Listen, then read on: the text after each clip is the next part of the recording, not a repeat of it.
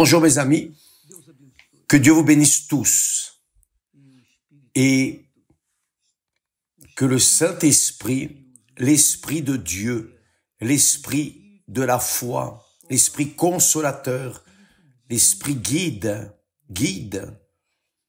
c'est lui qui guide les serviteurs, disciples, suiveurs du Seigneur Jésus-Christ, qu'ils viennent aussi faire la même chose avec vous. Faites attention, s'il vous plaît. Nous voudrions parler, nous aimerions vous transmettre la foi qui apporte des résultats, la foi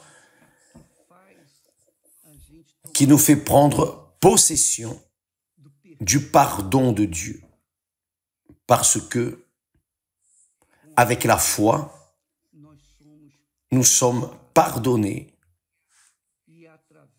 et à travers le pardon, par le pardon, nous recevons la paix et nous avons là une série de bénédictions qui viennent en conséquence de l'action de la foi. Tout le monde dit, j'ai la foi en Jésus, j'ai la foi, je suis une personne fidèle à l'Église, une personne loyale, je ne fais de mal à personne. C'est vrai, je crois, sauf que la foi, mes amis, ne dépend pas de ce que nous faisons ou ne faisons pas. Elle ne dépend pas des œuvres de charité que nous faisons. Au contraire, parfois, il est même plus difficile, bien plus difficile, d'agir la foi quand vous faites des œuvres de charité. Je ne dis pas qu'il ne faut pas le faire, nous le faisons. Mais quand la personne fait des œuvres de charité, par exemple, juste à titre d'exemple, vous vous souvenez de ces deux hommes qui sont montés au temple prier. L'un était un pécheur réellement assumé. Il était un publicain. Le publicain était considéré le plus vénal des personnes à cette époque en Israël. Et il y avait aussi un lévite, une personne supposément de Dieu, supposément un sacrificateur. Et Jésus raconte cette histoire. Il dit que, tandis que le sacrificateur, le religieux, priait, disant lui-même, « Je te rends grâce, ô Père, parce que je ne suis pas comme ce pécheur-là. Je rends les dîmes, je jeûne 3 fois par semaine, mes prières, c'est-à-dire, il alléguait des faits, des œuvres religieuses, ses obligations. Il alléguait cela et à cause de cela, il pensait qu'il avait des droits, qu'il avait des privilèges envers Dieu, qu'il méritait. Par le simple fait de penser qu'il méritait, il cessait déjà de mériter. Il est devenu le pire des pécheurs. Parce que personne ne mérite rien de Dieu, nous tous. Bien ou mal, nous sommes pécheurs. Bien sûr qu'il existe les pécheurs comme les publicains qui priaient « Oh mon Dieu, aie miséricorde de moi, misérable pécheur ». Ils n'osaient ni même relever la tête. Mais là, avec le cœur contrit, avec une foi simple, une foi infantile, mais une sincérité pure, une foi sincère. Alors, il priait Dieu avec humilité. Il a dit, Jésus a dit, celui-ci est descendu justifié, l'autre qui était religieux, continuait, pécheur. C'est-à-dire, la foi n'a rien à voir avec la religiosité. La religiosité,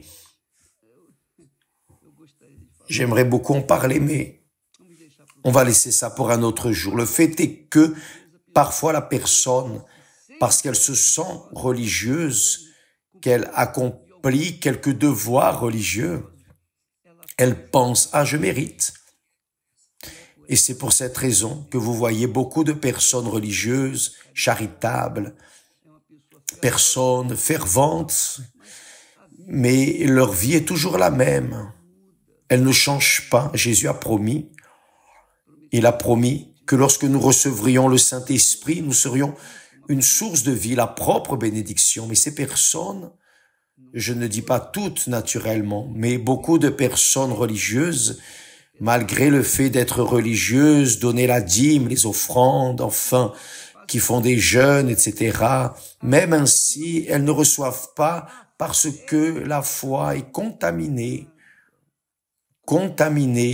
par le simple fait du religieux prier et dire « Oh, je te rends grâce parce que je donne la dîme, je fais des jeûnes ». Juste pour avoir dit cela, il a perdu le droit de conquérir, de recevoir les faveurs de Dieu. Car c'est l'obligation, c'est l'obligation. Ce n'est pas une faveur que nous faisons à Dieu. C'est quelque chose que l'on fait pour son propre bénéfice. La foi n'a rien à voir avec la religiosité des personnes. La foi a à voir, oui, avec une conviction personnelle, une certitude. Quand la personne, comme le cas du publicain, dit « Seigneur, aie miséricorde de moi, je suis pécheur », par le simple fait de confesser qu'il était pécheur, il a déjà été pardonné. Sa foi lui a apporté le salut, le pardon de Dieu, l'acceptation de Dieu. Donc, ça c'est la foi, mes amis. Je lis ici, dans le texte de Jean, au chapitre 9, il commence à dire ainsi que Jésus, vous connaissez déjà l'histoire, Jésus a vu un homme aveugle de naissance et les disciples ont demandé « Qui a péché, cet homme ou ses parents pour qu'il soit né aveugle ?»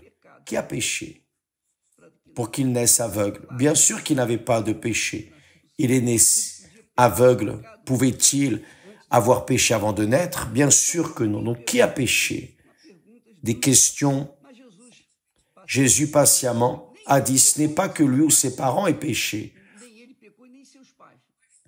mais c'est afin que les œuvres de Dieu soient manifestées en lui. Voyez que l'aveugle n'a pas demandé, il n'a pas clamé « Oh Jésus, aie miséricorde, compassion de moi ». Non, l'aveugle ne savait pas qui était Jésus, il attendait des aumônes, il n'attendait absolument rien. Mais face à cette scène, qu'est-ce que Jésus a fait? Jésus a craché à terre et fit de la boue avec sa salive. Puis il appliqua cette boue sur les yeux de l'aveugle. Bien sûr que l'aveugle ne comprenait rien. Mettez-vous à la place de l'aveugle. Il ne voyait pas qui faisait cela. Il ne savait rien. Il n'a rien demandé. Il n'attendait pas cela. Voyez, l'aveugle n'a rien demandé. Sauf que là est le pouvoir de la foi.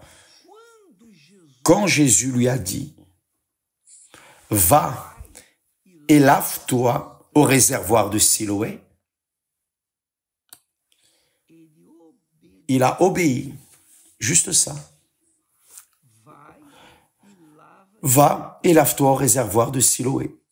Le texte dit qu'il y alla, se lava et s'en retourna, voyant clair, c'est-à-dire, il n'a pas écouté la parole de Dieu, si ce n'est la parole de Jésus. Va. Et parce qu'il avait le visage sale, de boue, alors il a obéi. Mais voyez que Jésus n'a demandé à personne de l'emmener au réservoir de Siloé. Il n'a pas demandé à Pierre, Jean, à l'un d'eux, oh, allez l'emmener là-bas. Non. Il n'a demandé à personne d'aller chercher de l'eau pour le laver. Non. Jésus a sali ses yeux de boue, l'obligeant à se laver.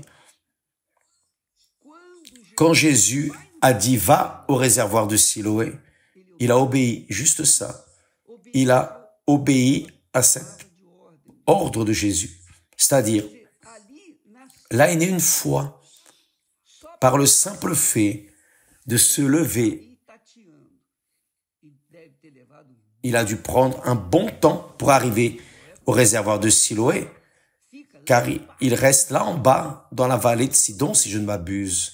Il reste en bas, c'est difficile d'accéder. J'y suis déjà allé, c'est difficile. Il y est allé, s'est lavé et a vu. C'est-à-dire, il a obéi à un ordre. Bien sûr que la boue l'a fait éveiller la foi. La foi de Jésus a fait qu'il sorte de là et aille, même sacrifiant, luttant pour arriver en bas.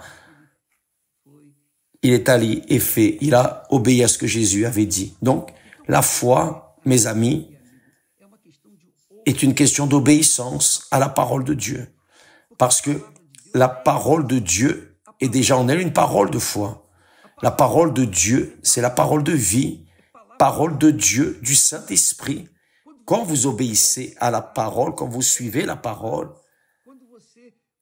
quand vous modelez votre caractère, votre vie, vos coutumes en accord avec la parole de Dieu, vous êtes en train d'agir la foi. Par conséquent, vous serez bénis. Obligatoirement, vous serez bénis parce que, non parce que vous méritez, mais parce que vous obéissez à la parole. C'est juste ça. C'est-à-dire, ça ne sert à rien de dire, oh évêque, priez pour que j'ai la foi, pour que j'ai la foi. Ça n'existe pas. Oh, donne-moi plus de foi, Seigneur. Rien de tout cela.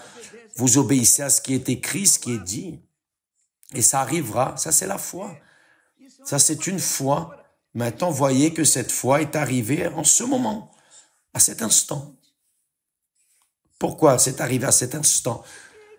Parce qu'il n'avait pas entendu parler de la foi, probablement qu'il ne savait rien au sujet de Jésus, enfin.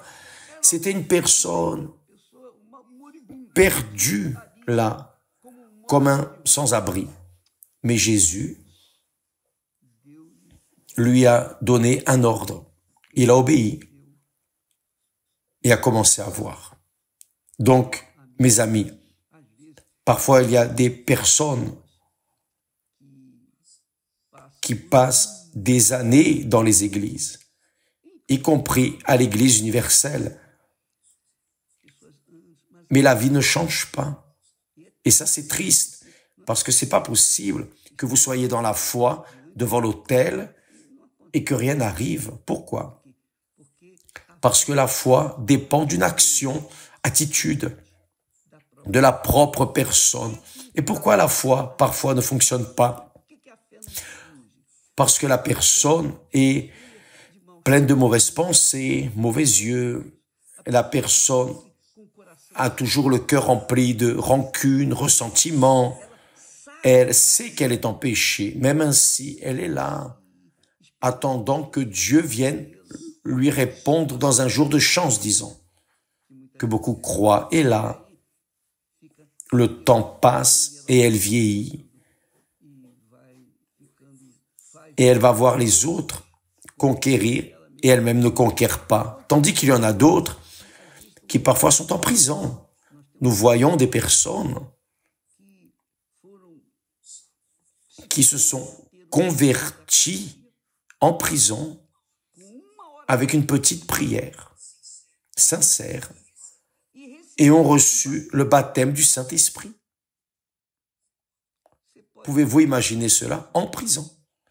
Et d'autres qui sont sur l'autel de Dieu, même au temple de Salomon. Une atmosphère propice de foi, mais qui dépendent de chacun. Cela dépend du cœur de chacun. Donc la foi est quelque chose auquel tous ont accès. Il a dit, ce n'est pas que lui ou ses enfants aient péché pour qu'ils naissent, mais c'est afin que les œuvres de Dieu soient manifestées en lui. Donc, quel que soit le problème que la personne vit, ce problème sert à manifester les pouvoirs de Dieu, l'œuvre de Dieu dans sa vie, sauf que la personne doit faire sa part, elle doit agir, sa croyance, sa foi. La foi est celle-ci, action, attitude. Et s'il y a une pensée négative, s'il y a un sentiment de rancœur, la foi reste inopérante parce que la foi et le doute ne peuvent pas rester ensemble. Il n'y a pas de mariage entre la foi et le doute. Ou c'est ou ce n'est pas. Jésus a dit que votre parole soit oui, oui, non, non, c'est-à-dire la personne doit être décidée, déterminée, définie, si elle est cette personne plus ou moins mi-figue, mi-raisin, rien n'arrivera. Mais si elle est définie pour obéir à la parole de Dieu, indépendamment de l'opinion des autres, elle va conquérir les grandeurs de Dieu dans sa vie. Et ça, c'est la foi qui guide l'œuvre de Dieu.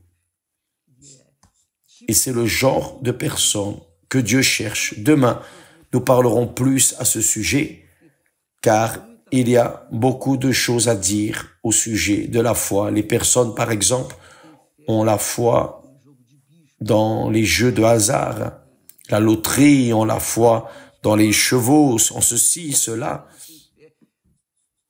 Les personnes ont la foi, sauf dans la parole de Dieu qui fonctionne de manière gratuite. D'accord? Que Dieu vous bénisse.